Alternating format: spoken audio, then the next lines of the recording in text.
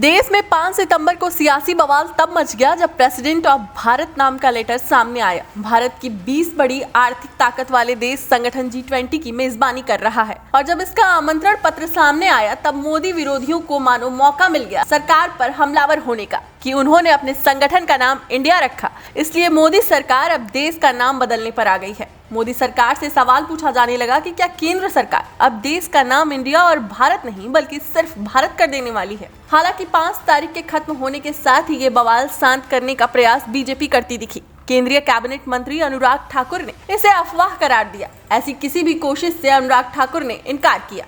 यह जताने का प्रयास किया कि विपक्ष बस बीजेपी के खिलाफ इसे इस्तेमाल करने का प्रयास कर रहा है, बाकी ऐसी कोई मंशा सरकार की है ही नहीं। अनुराग ठाकुर ने साफ कहा, नाम बदलने की बात केवल अफवाह है। सरकार द्वारा बुलाया गया विशेष सत्र में ऐसा कुछ नहीं होने वाला है। दरअसल यह कहा जा रहा था कि सरकार ने विशेष सत्र ही इसीलिए बुलाया है ताकि देश का नाम भारत और इंडिया ना रख के सिर्फ भारत कर दिया जाए, लेकिन अनुराग ठाकुर ने ऐसी किसी भी बात से साफ इनकार किया है। इसे कोरी कल्पना और अफवाह ही करार दिया है। उन्होंने कहा है, मैं भारत सरकार में मंत्री हूँ और G20 के लोगों में इंडिया और भारत दोनों लिखा हुआ है, तो फिर बेवजह की अफवाह क्यों फैलाई जा रही है कि इंडिया नाम बदला जा रहा है? कौन है जो ऐसी अफवाह फैला रहा है? अनुराग ठाकुर ने फिर यह भी कहा कि आखिर भारत शब्द से किसी को क्या दिक्कत हो सकती है। जो लोग भारत शब्द के खिलाफ है उनकी मानसिकता को दर्शाता है कि उनके मन में भारत को लेकर विरोध है, इसलिए जब वो विदेश जाते हैं तो वहाँ पर भारत की आलोचना करते हैं। तो सुनिए क्या कह रहे हैं केंद्रीय मंत्री अनुराग ठाकुर। चर्चा में बने रहना चाहते हैं, आखिरकार भारत का विरोध क्यों, ये भारत विरोधी मानसिकता क्यों?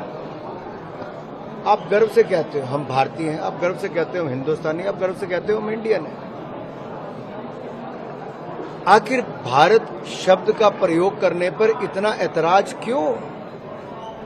ये कांग्रेस की दिवालियापन है मानसिकता का एक तरह से। अगर वो इस तरह की बयानबाजी कर रहे हैं, गर्व से कहना चाहिए हम भारतीय, गर्व से कहना चाहिए हम हिंदुस्तानी, गर्व से कहना हम इंडियन हैं। क्या दिक्कत है?